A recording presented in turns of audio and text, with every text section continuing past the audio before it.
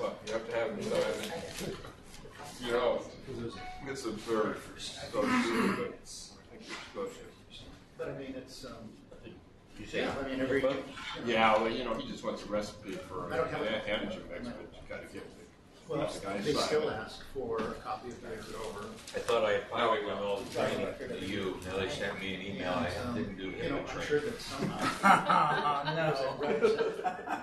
That's cruel and unusual punishment, too, I'll tell you what. So, although they Because I'm punished. it's still important.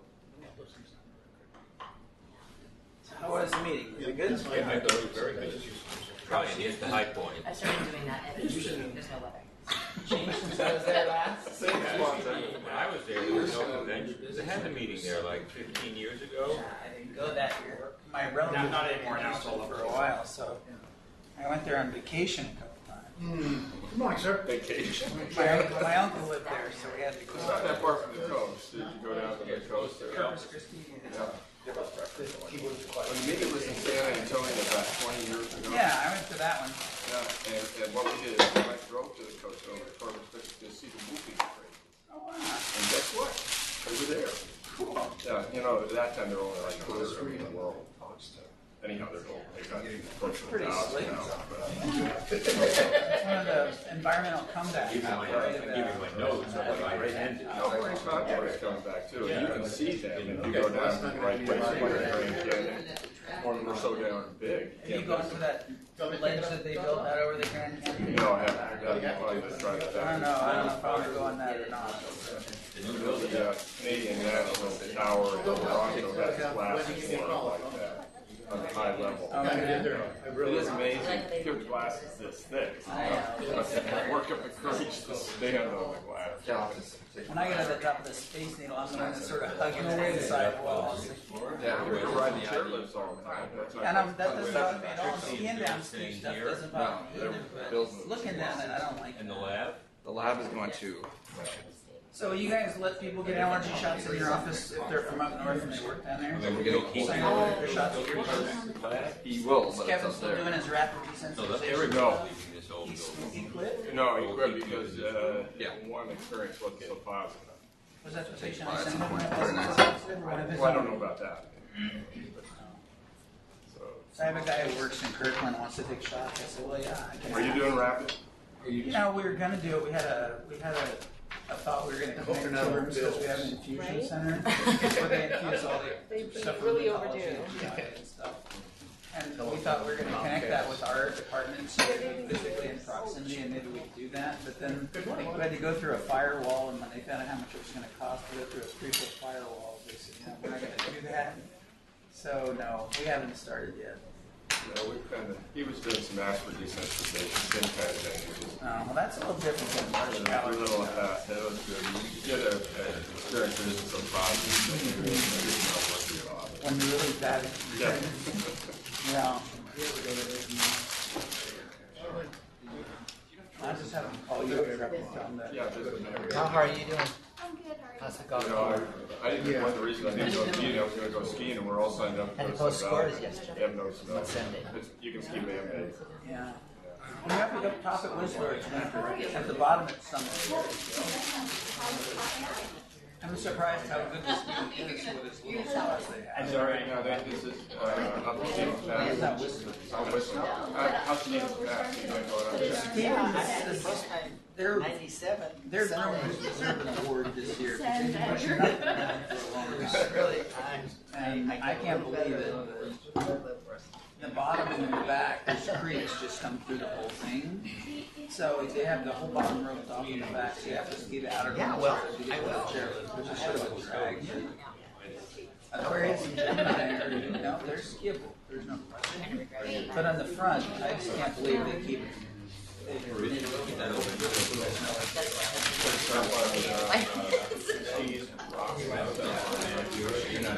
No, it's not. I did want to get past Steve. No? Okay. I need that. There's snowing and there's. That's a You guys got to move on. How many days you got in this year? You told me you got a new fancy office. No, probably only about 20 so far. You're the most I've heard of anybody. We go to listen About twice a month. research. That's 4 or 5 days. I did, yes. If you're interested, let me know. We'll talk about it. I think about glancing with the Sun Valley. I haven't yet. Their whole mountain's covered in snow. But this is, They can do the whole mountain. Yeah. Although my nephew decided to ski there because they live in Boise, and they said that there's been rations on the water. Yeah, yeah. So they can't make as much as they used to. I'm not surprised with that. You know?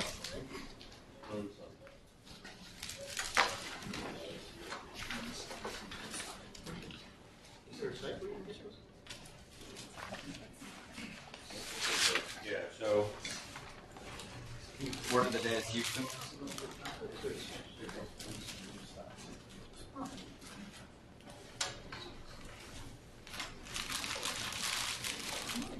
So we're going to review the meeting, which is a lot to do in just one session.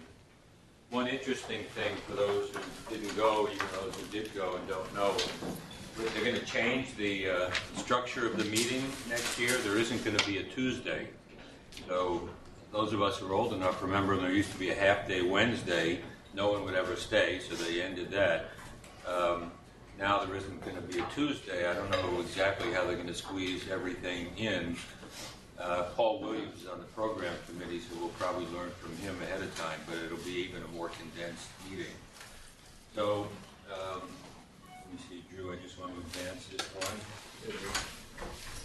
So I just very quickly went over what I thought were the major themes from the meeting. I just listed them here.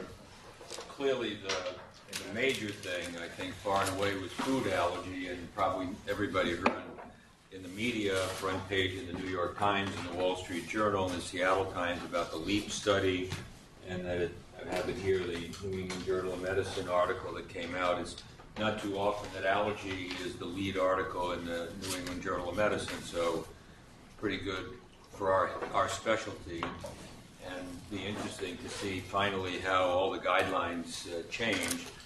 So there was a lot not only about prevention of food allergy, but then oral immunotherapy and the VIPE study, the cutaneous study about how to treat existing peanut and other forms of allergy. And there was a very good talk on Tuesday about using component resolution testing to be more specific and try and separate things like oral allergy syndrome from systemic food anaphylaxis. Actually, Tuesday was excellent. They saved a lot of very good things for the last day of the meeting. Interestingly, actually, I was at about noon on Tuesday. I had sort of decided I was done. I couldn't do anymore. And I called Nick Minotti, and he said he was going to go to one more. Here's a guy who's retired 10 years, and he's going to go to a session at 1 o'clock in the afternoon at the last day of the meeting. So I went with him, and Thao was going to review really a very excellent session on vaccination. That was the session he wanted to go to, and it was really superb. Tom Platts-Mills gave a very interesting talk. I saw Tom at the airport as we were coming home, and I invited him to come here in the fall. Because in his usual sort of heretical fashion, he's got his own ideas about vaccination, which is very interesting. There was a lot also about the microbiome. We'll talk about that. There was a fair amount about reactive oxidant species. A very interesting session on the Tuesday about how pollens interact with various things, and one of the mechanisms by which they are biologically active is by producing reactive oxidant species, which are a mechanism for turning on Th2. So a whole different way about thinking about pollen activation of allergy. And then a fair amount about immunotherapy now that we have SLIT, comparisons of SLIT and subcutaneous. Specifically, the plenary talks on these various days. The first day was essentially microbiome, how microbial environment influences allergy. Sunday was all about urticaria. I frankly didn't find anything new that day. Severe asthma on Monday, honestly, I thought was disappointing. I didn't really get anything new out of that. Tuesday was the session I was talking about so-called dangerous allergens, mechanisms by which pollen allergens activate Th2 cells, sort of at least new to me, new mechanisms that I hadn't thought of. And the major keynote address was split between the LEAP study and the history of trying to develop an Ebola vaccine. And interestingly, again, to me, they were working on that for like 15 years. And the person who gave the presentation went through all the false starts and all the problems historically that they had. You know, in the context of this being an acute epidemic now, you would think, well, maybe this is modern history this last year, but they've been working on this for a long time, and sort of just the history of failures along the way and difficulties in working on this. So I thought it was a very good meeting. Houston, since we were last there, they built a nice convention center and a nice park next to the convention center, and they had a beautiful archaeology museum where the ART dinner was out in a place called the Museum District, which looks like a nice part of town. The rest of the city doesn't look terribly interesting. So who's going to go next? This is, you probably got the New England Journal with the LEAP study.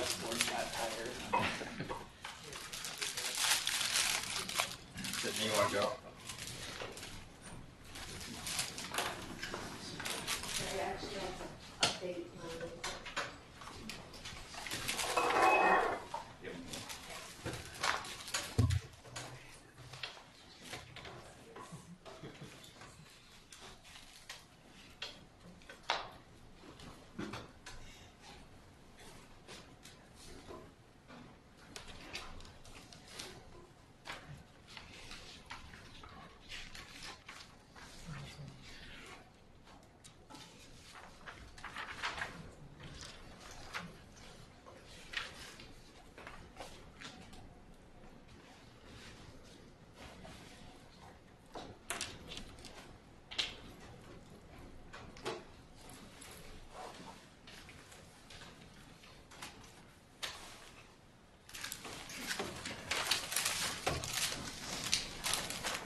All right, good morning, everyone.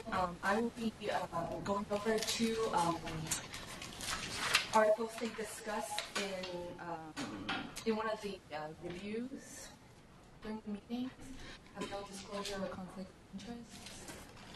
So I thought they had two sessions called the AAAAI Journal of Allergy and Clinical Immunology Year in Review sessions. So we're about an hour long each, and they covered topics ranging from drug allergy, food allergy, asthma, and new kind of treatments in immunotherapy. The asthma session, the part about asthma that we talked about by Dr. Robert Zeigner, I thought he did a really good job, but he covered a lot of papers in kind of like 15-minute span. And of those articles that he went over, I thought two were interesting, so I went back and reviewed them a little bit more. And I wanted to talk about two in particular today. One is describing asthma patients who frequently utilize the emergency department. And then the second one discusses alcohol-induced respiratory symptoms in patients with AERD. I thought that was interesting because I'm sure a lot of you folks have had patients tell you that they think they're allergic to alcohol, and if there's any way they can be tested to that. I think a lot of times those symptoms are that they report are more skin findings, but this one looks at kind of alcohol, like respiratory symptoms after alcohol ingestion in patients with AERD, asthma, as well as chronic rhinosinusitis. So this is the first paper, and I'll just go briefly over it. This came out in 2014, and it's a retrospective database cohort study that looked at patients in about 48 emergency departments in 23 different states. The cohort included patients ages 18 to 54 with physician-diagnosed asthma who had an acute asthma exacerbation during periods of 2011 to 2012. Their objective, like I said, was to characterize patients with asthma according to their frequency of emergency room visits and to maybe identify some factors that are associated with increased ED room visits. So here is a diagram that divides the patients into 0 visits, 1 to 2 visits, 3 to 5 visits, and greater than 6 visits. So what they enrolled about 1,900 patients, 1,890, and these numbers are for the number of visits prior to their current emergency room visits. So that's why you have 0 visits here. So this is 0 visits prior to their current visit.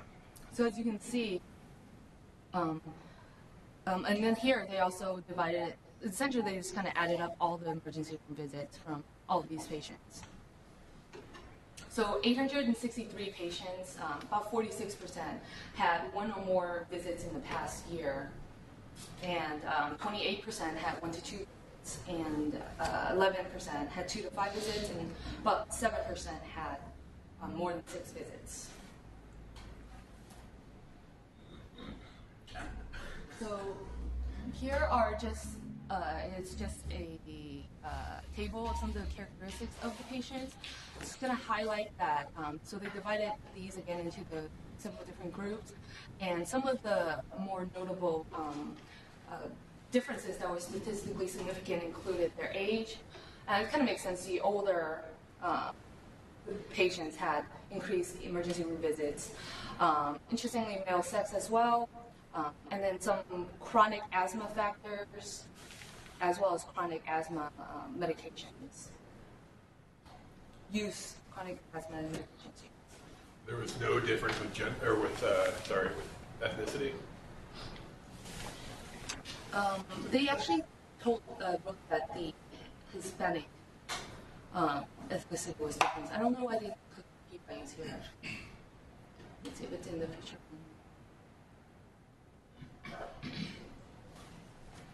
Yeah, I'm not sure about that. Sorry. And here, in this table, they calculated the odds ratios of some of the different patient factors that were associated with increased emergency room visits.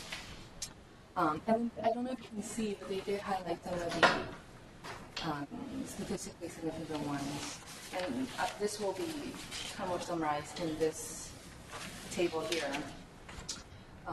So it showed that males, factors including males, ages 40 to 54, public insurance, prior inpatient hospitalization for asthma, and then use of inhaled corticosteroids had increased odds ratio when they looked at, when they compared the groups with 6+ emergency room visits versus 0 emergency room visits.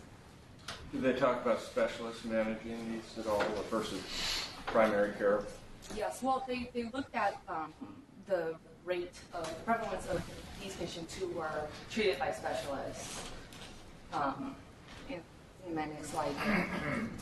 So Gary's point, though, is that hopefully specialists do a better job. They don't get admitted. They don't go to the ER. Right? Yeah, they didn't divide them into whether or not they had specialist care according to the frequency of emergency room visits. 10% having allergy testing, so it takes us out of the equation. Some of the other conclusions that they had from this study, besides repeat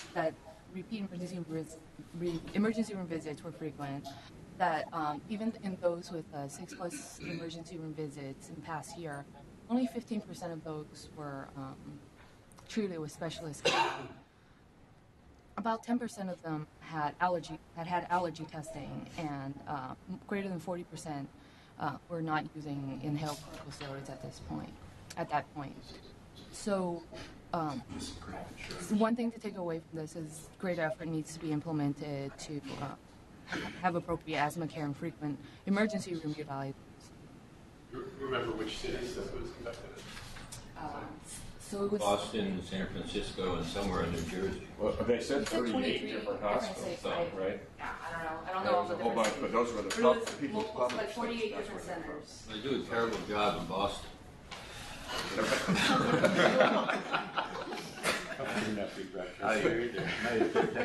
The problem with this paper is they published it in the wrong journal. They published it in our journal. We know that they should have specialist care for allergy treatment. They ought to have it in a primary care journal. The next article is about AERD and alcohol.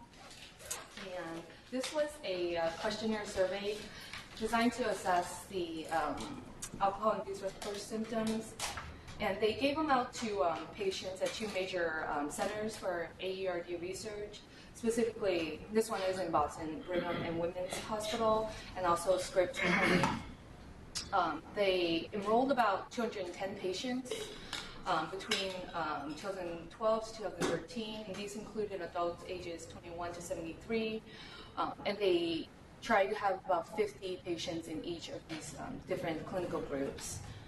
Patients with aspirin challenge confirmed AERD, patients with aspirin tolerant asthma, patients with aspirin tolerance and chronic sinusitis, and then the healthy control group, who did not have any of the previous three diagnosed.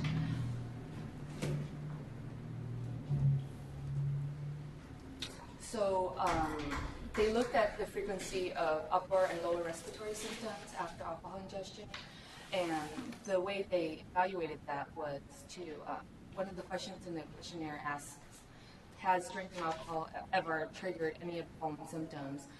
Stuffy nose and or nasal congestion, runny nose, shortness of breath, wheezing, and none of the above.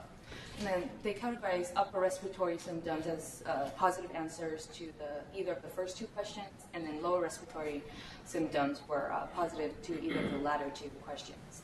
And then if they were positive, they would ask several questions to detail their specific reactions in regards to time of onset, frequency, specificity to alcohol type, and then also the quantity of alcohol required to provoke reactions, and then whether or not they had to cut down on their alcohol consumption due to the development of the respiratory reactions. Here were their results.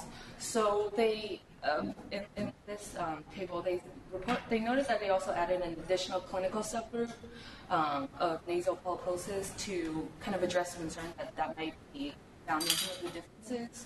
So what they did is they took patients, they grouped them into the NP or nasal polyposis group if they had aspirin tolerance, nasal polyposis, and these were selected from the chronic sinusitis and the asthma only. So as you can see, the prevalence of reactions were higher in the AERD group, and as compared to any of the other groups, it was statistically significant in both upper respiratory symptoms, lower respiratory symptoms, as well as any respiratory symptoms.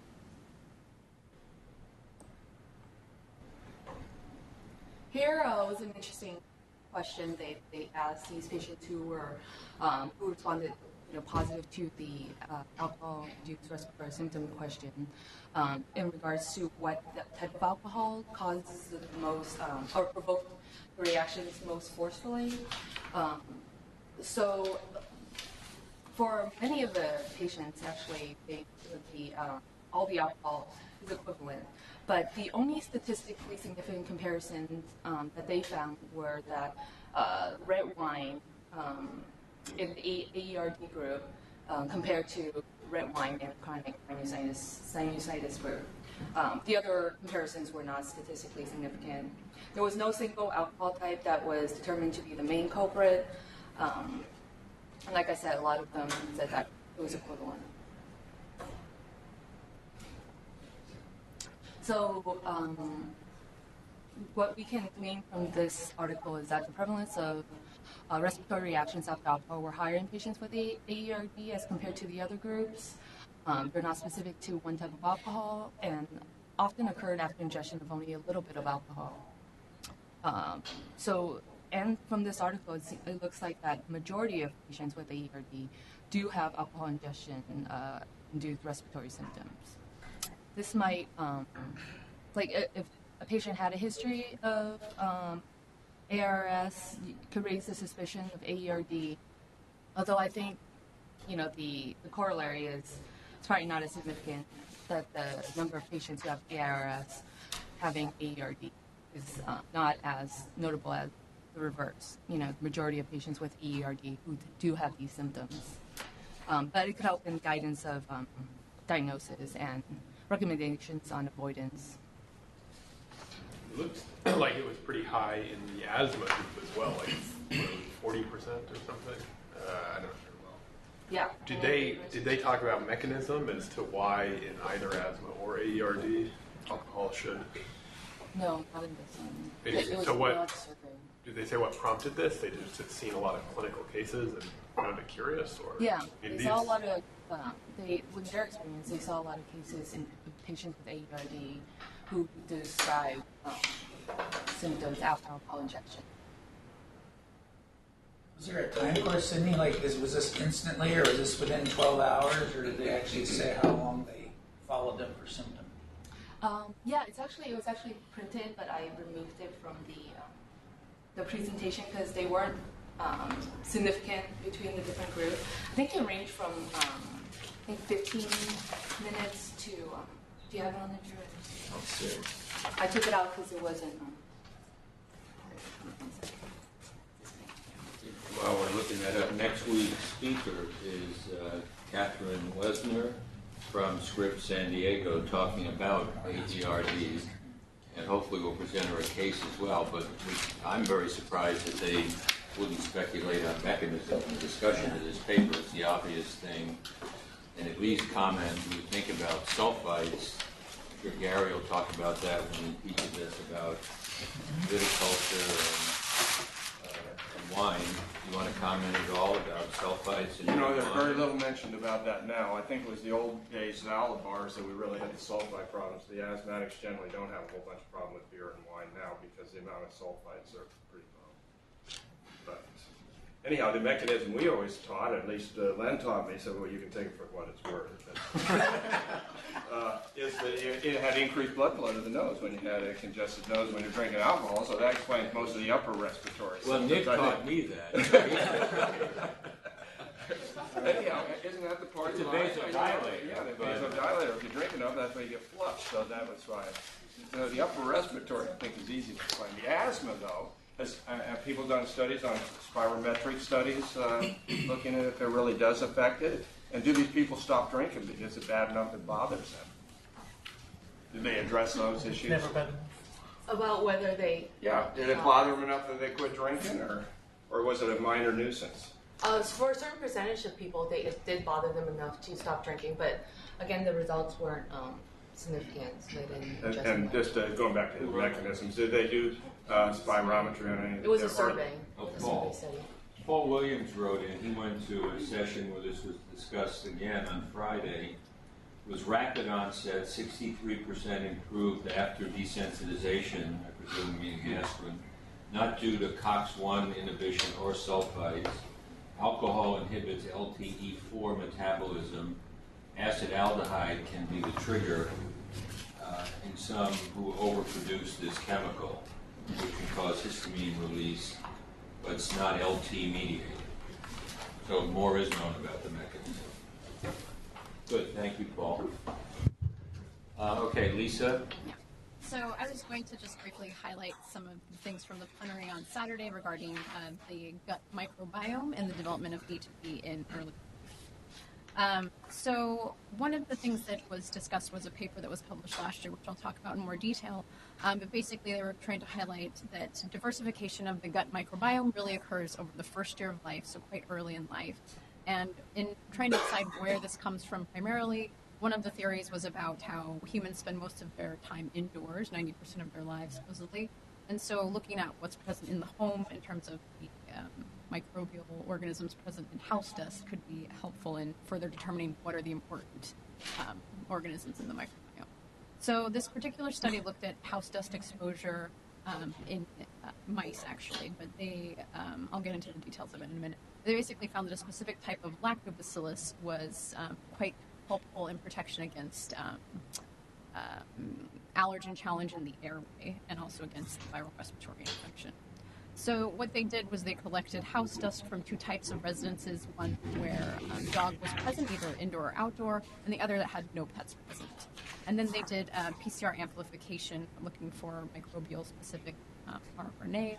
They found that in the dog house dust samples there was significant bacterial amplification PCR product, whereas in the no pet sample, they really didn't get any significant product. And that, I guess, they had seen in previous studies where they used a similar model, meaning that in no pet households, they often couldn't isolate any specific organisms.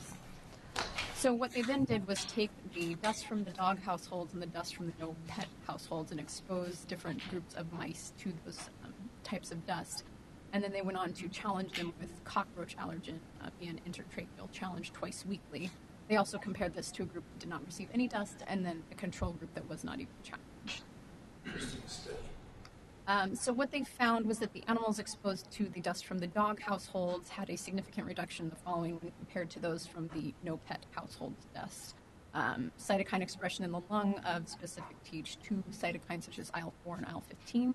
There was also less mucin hypersecretion and lower levels of inflammation, lower levels of goblet cell metaplasia by histology as well. So basically they found that the dog dust exposed animals seemed to have protective effects on their airway when exposed to allergen challenge with the cockroach. They also did a similar airway exposure with ovalbumin just to see if they had protection against other allergens, and that seemed to hold up as well.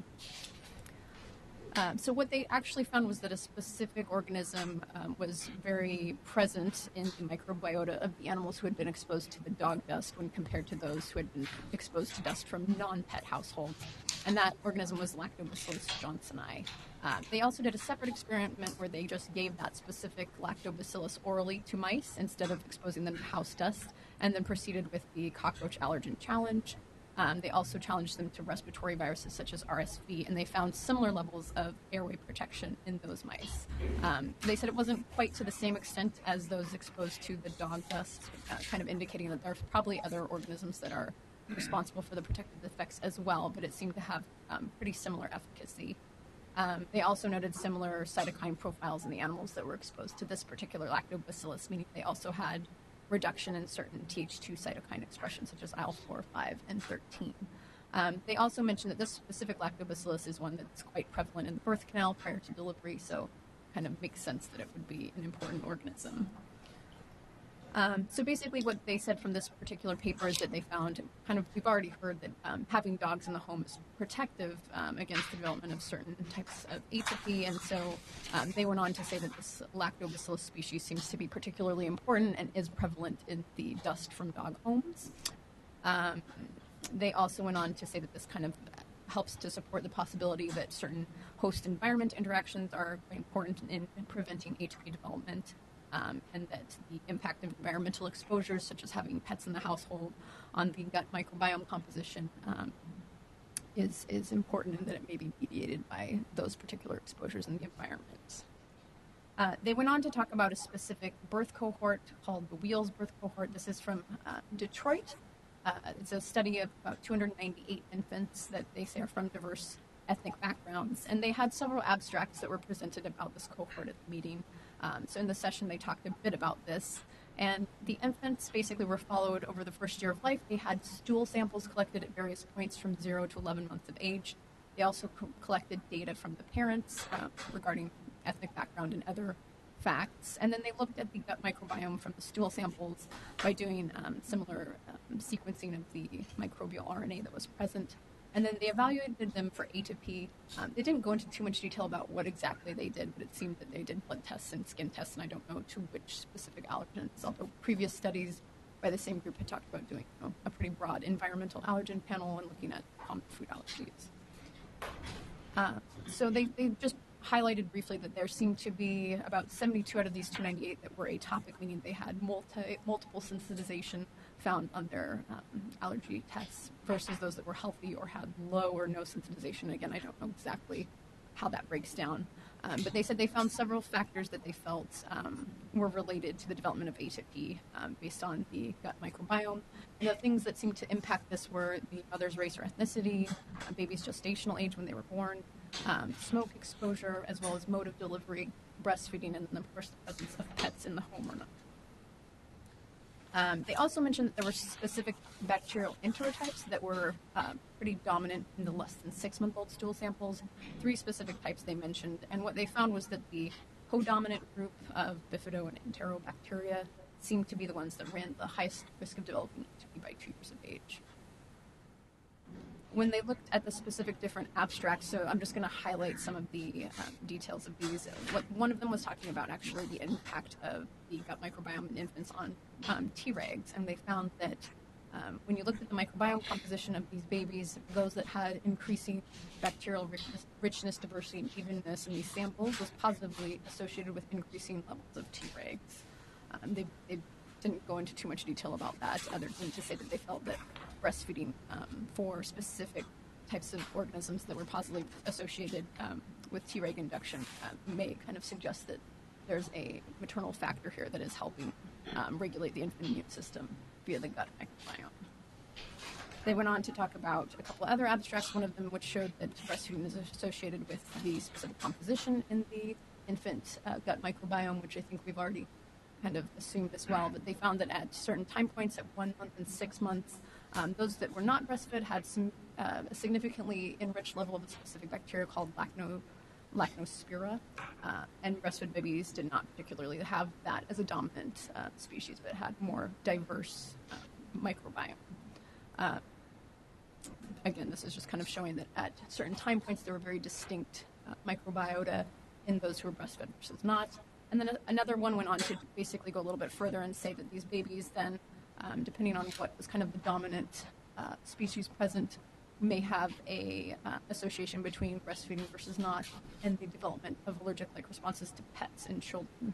So they found that both of these were significantly related to what was in your gut microbiome, and basically they found that a risk-increasing bacteria that was negatively associated with breastfeeding was, again, this Lactospira, and that was present in a subset of the babies that were not breastfed. And so they're basically saying that that particular bacteria seems to be associated with the development of allergic-like response to pets and was predominantly present in babies who were not breastfed.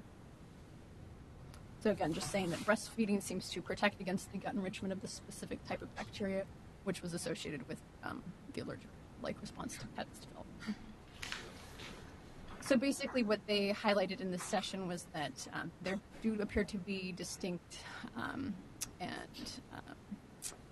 there are distinct microbiomes between different children depending on what they're exposed to in early life, and that ATP development is associated with that. Again, the home environment, whether there's pets present or not, is a big factor, as well as things such as the mode of delivery, breastfeeding. A lot of this is stuff that we have heard before. They just kind of went into more detail about which specific organisms seem to be involved. And then lastly, that one paper had highlighted this specific type of lactobacillus when orally fed to mice seemed to be as protective as being exposed to the dog dust environment in the mice. And so there was another session that I attended where they were talking about the use of probiotics as a way to prevent ATP in children. And that particular session was, I believe the presenter was from Finland, and they were saying in Finland, up to like 90% of women use probiotics pretty routinely in pregnancy and then in early childhood as well. And they had done some studies finding reduced incidence of allergies based on that. So maybe more studies and talk about that in the future, just based on what we've seen so far. And that is really all that I have to say. Any questions regarding this?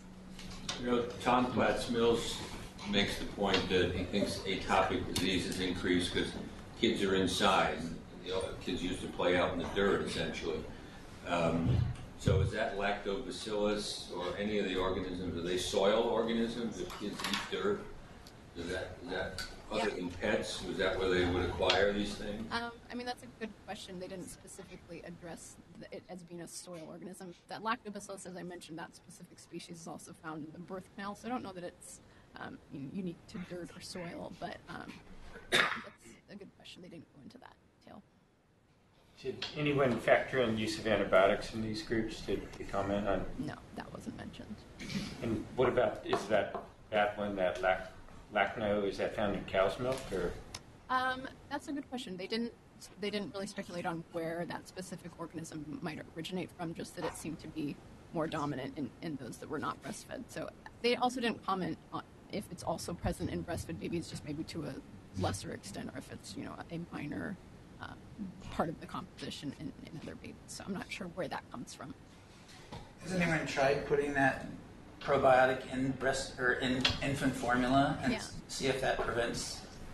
As far as I know, no. Although the other session that I attended, I'm sorry, I don't have a lot of notes from that one, where this woman from Finland, she was talking about specific studies where they've used certain probiotics. I don't know if it was the exact same organism or not, but they've done some experiments regarding that, I believe, at least in Finland, with some degree of efficacy in reducing the incidence of allergies, it looked like.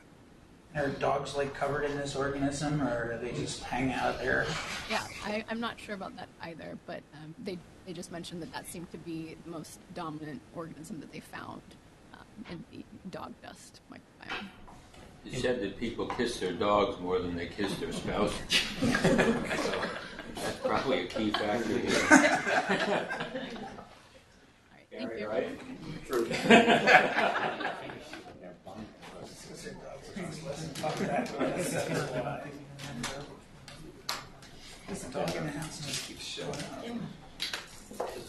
So this was a fascinating session, and as I said, I ran into Tom at the airport. He was in the wrong terminal, but I think we'll have him in the fall, which will be a lot of fun. Yeah, Nick will just add to anything if you want to. So this was a pretty interesting session. I think we all sort of meander in here.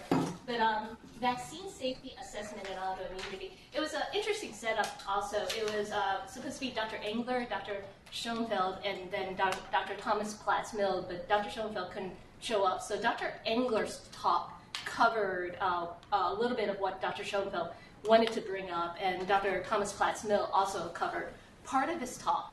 But the main structure of it, let me see if I can do this right.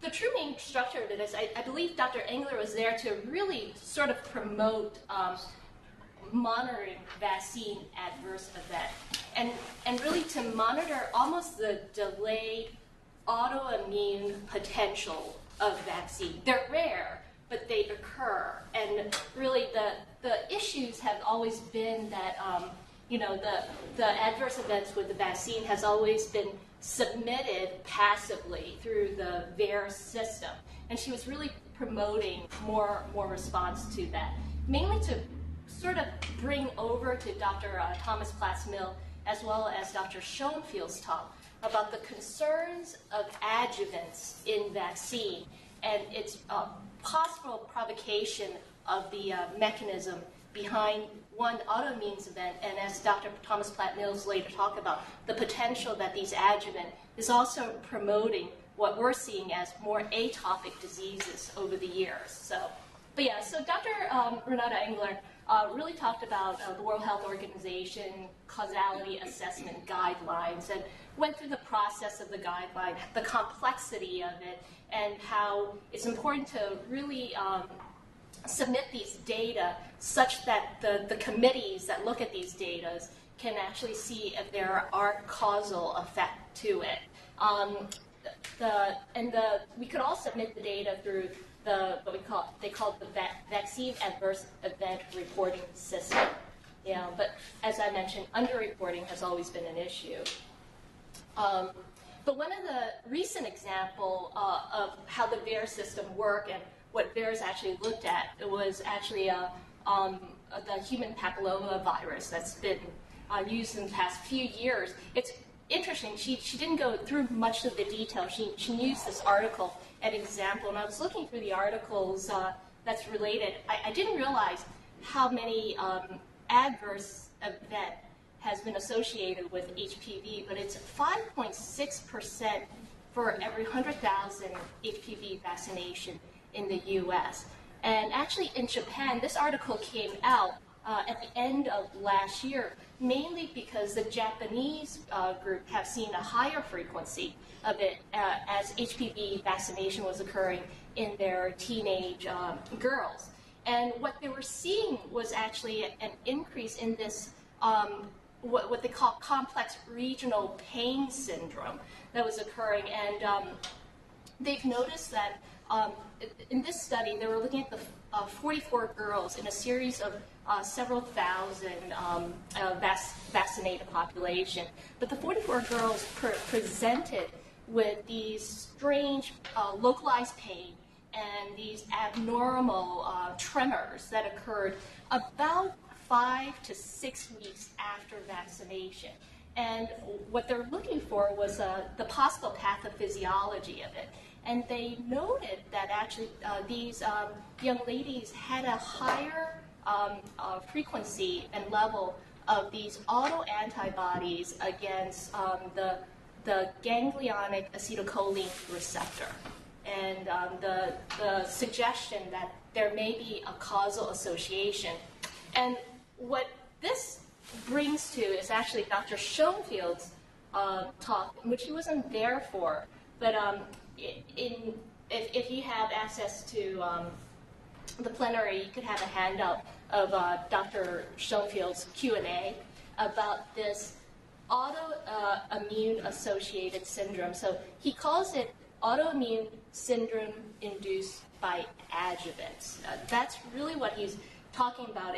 And his research and studies is the role of adjuvants in vaccines as well as general adjuvants in the environment, in silicon implant that's leaching through the system and over time have an induction of autoimmune inflammatory syndrome.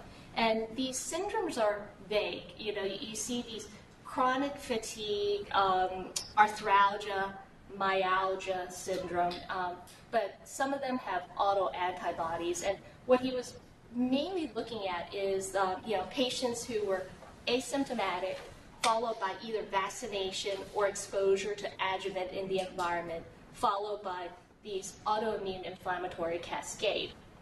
And what's mainly interesting about them is that the autoimmunity increase, but actually it's the phenotype, it's their HLA characteristic that makes them more prone to present in these autoimmune manifestations. And there's a strong association with patients who have HLA DRB1 and then DQB1 phenotype to have these immune vaccine-associated antibody events, as well as those who have similar syndrome in sick building syndrome, Gulf War syndrome, etc. So, and those women who have silicon implant, which I thought was interesting. We can talk more about that. But yeah, so that's what Dr. Schoenfield was supposed to talk about. And this brings to Dr. Thomas Platt-Mills, who said these similar adjuvant, these alum that we use in our vaccine, may be further evidence of the hygiene hypothesis that has been occurring through the years. And he mentioned a few things through history that was pretty interesting. That he noticed that he noted that when variolation followed by vaccination with the cowpox vaccine in the late 1790s, when that really took on, is when we started developing immunity, to cowpox. But it was also at the same time correlated with an increase in allergies in London and England. So there's an association there with early vaccination. Then he also mentioned part of the hygiene hypothesis was that there was a rise in asthma in the 1950s, which is the timing when there was more indoor TV watching, the Mickey Mouse Club he mentioned. But also during this period of time between 1946 and 1950s is when indoor TVs in the household also increased. I didn't realize. I looked through this, and between 1946 there was only 6,000 households with TV. And then in 1950, there was 12 million. So that was a dramatic increase in a short period of time. But anyway, that was associated with the rise in asthma. But more interestingly, he suggests that the rise in food allergy and peanut allergy, in particular, around the 1990s, may have been, due to the fact that we did several vaccine changes. There was a movement from whole cell pertussis to acellular pertussis, then the whole series vaccination occurs in our pediatric population, the hepatitis B series, MMR series on top of the classic series, and the suggestion that that there's multiple mechanism additive to each other that is really provoking more of this Th2 pathway in our children early on. There's definitely evidence of acellular pertussis actually provoking more of Th2 cytokine when compared to full whole cell pertussis, which definitely has a preference for Th1 cytokine with interferon gamma production and everything. Also, there's definitely evidence that, we use it if we have ever done asthma study with mouse. We do use alum or aluminum hydroxide. So alum is potassium, hydrated potassium aluminum sulfite. And this is aluminum hydroxide used in mouse research also, which we use to provoke Th2 pathway. And there are data showing that there is a dose relationship to it. The more alum you put in a system, the more Th2 cytokine increase. So the big suggestion by Dr. Platts-Mill was maybe with all these factors, these adjuvant factors we're adding on into the system is why we are seeing generally a more atopic population. So the floor's open. All those TV dinners were in aluminum pans. Yes. I remember eating a lot of those in front of the TV, right? How did they measure peripheral sympathetic nerve dysfunction? That was interesting how they measure. So that article, I have to say, I didn't glean it in details, nor did I look at articles upon articles. But they did motor studies. They did various motor studies out there. Of the sympathetic nerves? How? Biopsy and, so, but I didn't look through the methodology of it, so. But it raises the problem. If when your outcome are things that don't have clear clinical diagnostic criteria, like chronic fatigue syndrome, and complex regional pain syndrome is a real diagnosis, and most people who get that label don't actually have it. Right. It would seem important to define what your outcome is very carefully when you're diagnosing. Given that patient, that doc wasn't there to present it, with the other two presenting it, did they put their spin on it, what they thought, or? It was, I don't know about Nick or Len, but it was hard because, it took me a while to sort of remember back their conversation because they did tend to merge their discussion with Dr. Schofield's discussion. So. When you gave incidence on that, you said 5.6% of 100,000. So is it 5.6 per 100,000 or 5.6%? Because that's a big difference. Yeah, 5.6. So looking at what they mentioned in the other article's discussion was 5.6% of 100,000 vaccination, if I remember right. So that's 5,600 cases. Yes, it was much more impressive than I thought it would be, But of all that, they're not. It's not causality. It's just mentioning of adverse event, A majority of them. If you look through who does it, majority of them is vaccine anxiety. It falls into a lot of the assessment, Keith Sampson is part of that whole big. There's a couple committee. of comments. Yeah. The thing about silicon breast implants and autoimmunity is an old story. It goes back decades. Concern about lupus or lupus-like illness and litigation against the companies that were making them. That never stood up. The data didn't really support it. And I thought that issue sort of died, and people stopped using silicon. Now they just use water. Right. I thought that died too. So because Dr. Schoenfeld wasn't there, I thought, let me look through some of the things he mentioned in articles. He mentioned a few articles that showed that silicon, debate isn't actually dead. Because in these patients, they've actually shown that they can find silicon nanoparticles in their system. I don't know how they measure it, but it's the fact that they're still showing some evidence that it has penetrated through, suggestion that can there be a During this debate or this presentation, did anybody talk about? I mean, I think it's fine to investigate. I'm sure vaccines do some bad stuff, right? But the relative population risk benefit, just because it's such a hot topic. Yeah. I mean, whenever you talk about this, I think you also need to think about what are obviously the benefits of the vaccines. Right. We acknowledge that right from the overall benefits of mankind of developing vaccination. One of the greatest advances in healthcare, independent of this. And I asked, I said that again to Tom when I was sitting with him at the airport, and that's not even a question. But did that come up? Although it's interesting, he doesn't himself get pneumococcal vaccination or influenza vaccination and doesn't think either of them are valuable. So he can come and talk for himself if I invite him. The first woman, Nick, knows well.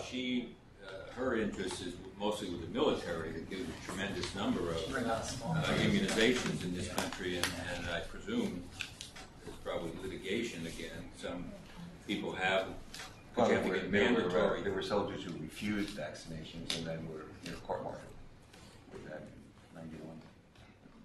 And Dr. Engler did mention overall the gestalt that I think all of us recognize the importance of vaccination, the significance of life saved, and I think that's her mention is really we need to find if there's true causality, find the actual incidence event in this, how small it is, so that we could give the population true data rather than this vague concern that is. I may have missed it, but was there a difference in the adverse reaction rate between the U.S. and Japan to HPV? Yeah, so there's a mention that there's a difference. I think the article mentioned that there was a higher incidence, but I was looking through the entire article and could figure out what that higher incidence was. You mentioned an HLA-DR difference, didn't you? So that would and that's what they're trying. They didn't mention they find an HLA difference in the Akita study group, but they suspect there is a differential. If this is a true causality,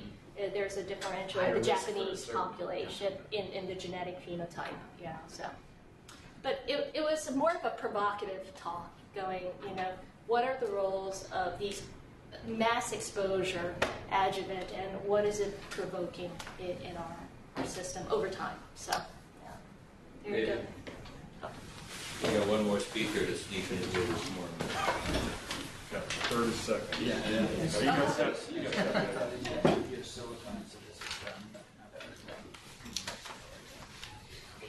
So my presentation is last and least, probably. I wasn't expecting to present much, but that quickly changed when I ran to Leonard at AI. I was trying to avoid them all. Probably got stuck doing it. So let's go over the bottom lines with some of these 753. So we got a few minutes. These are just 3 posters that I thought were interesting and had some clinical relevance in practice. The first one is from Michael Land, who's with the group in Kaiser with Michael Schatz and Robert Zeiger. And the bottom line for the clinician, I'll kind of go over each one of these and just kind of tell you the bottom line. This was really looking at frequency of food allergens in pet foods. I think it has clinical relevance, largely because I guess in my own clinical practice, I've had a couple of kids who have multiple food allergies. They were licked by their dog or cat, developed a hive, you skin test the dog and cat, and it's negative consistently. What's going on? It could be the fact that that dog just ate their pet food and licked a kiddo who's got milk allergy or wheat allergy. So Michael Land, looked at 750 commercially available dog and cat foods from the major brands and found a lot of different allergens in them, namely wheat, egg, fish, soy, milk, and to a lesser extent shellfish and peanut. Among dog foods, the most common food allergens were wheat, egg, and soy. Among cat foods was fish, wheat, and egg. So I think, bottom line for the clinician, I think it's important, at least with our patients with food allergies or families who have children with multiple food allergies, I think it's worth potentially asking about this in counseling. I think, a lot of times kids will handle pet foods, they'll feed their dog, which is fine, but I think we need to be aware that some contact sensitivity could occur, and if the kid happens to eat that pet food, that might not be a good thing if they're allergic to it. Next, two abstracts are on eosinophilic esophagitis. The first one was out of Northwestern, and they looked at EOE and its relationship to food pollen syndrome, also known as oral allergy syndrome, and was essentially a retrospective chart review over about 7 years, looking at about 120 EOE cases, and they compared this to a control group of about 200 patients who just had symptoms of rhinitis. All of these patients, the EOE patients and the rhinitis patients, were skin tested and were questioned about symptoms of food pollen syndrome. And they essentially found that EOE patients had a significantly higher prevalence of sensitization to these pollens, trees, grass, and ragweed. However, despite that higher prevalence of sensitization, they less frequently reported rhinitis symptoms compared to those rhinitis control group. And not only did they not have as much rhinitis, but they had a higher rate of food pollen syndrome compared to those rhinitis patients. So I think that's interesting from a clinical standpoint. I think it does potentially suggest, per what this group is saying, that potentially the esophagus with its impaired barrier could play a role in sensitization and be a route for sensitization to some of these allergens. I think the next abstract that I'll go into kind of underscores this a little bit in a different way. This is from Jonathan Spruill's group at CHOP, looking at seasonal exacerbation of EOE, and look another retrospective chart would be, of course, limited because of that, but they looked at their 1,575 EOE patients, and they found about a subset of 150 patients who were suspected to have possible aeroallergen-induced symptoms, and they eliminated some of these patients and were left with about 140 patients, and they ended up controlling for any new foods removed or any changes in medications, and they looked at biopsies during pollen season. And of the 140 patients, they actually ended up finding 20 patients who were really confirmed to have seasonal exacerbations of their eosinophils in their esophagus.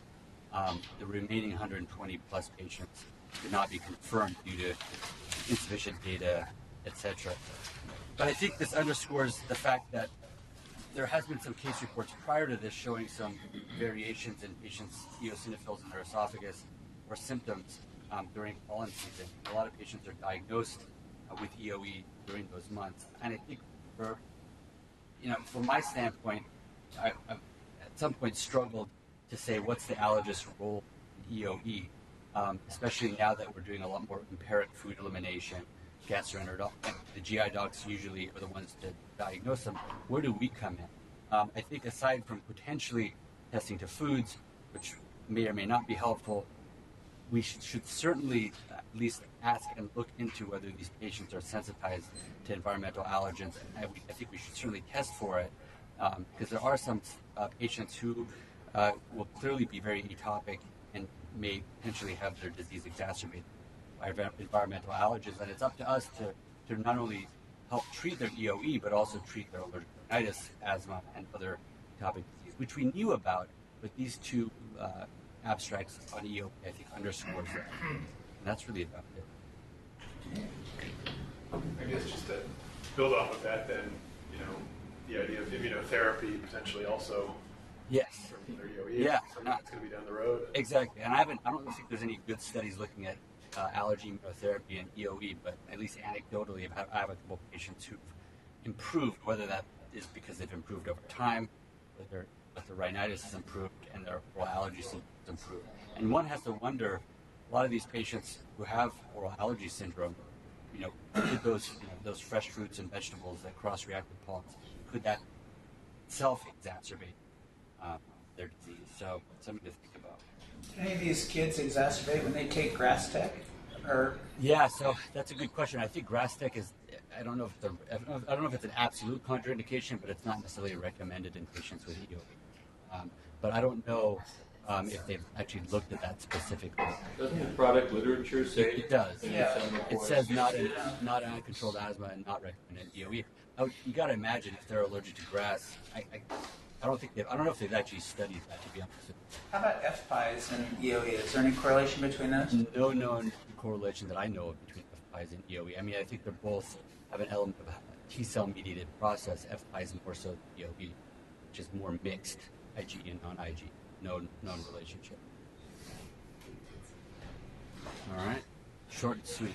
Thank you all. Actually, it was quite a good meeting academically, scientifically. I usually judge a good meeting based on how many ideas I write down for next year.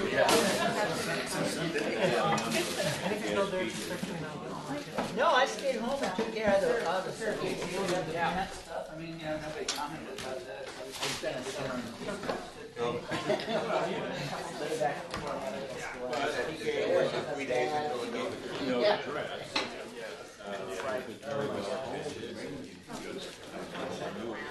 I just still remember we had a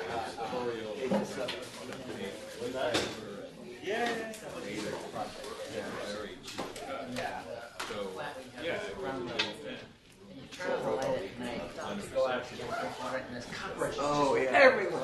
It's the one thing I remember when I think you used those cockroaches scurrying for the And I'm sure the same thing is true about every idea. Now, you might as well start feeding kids.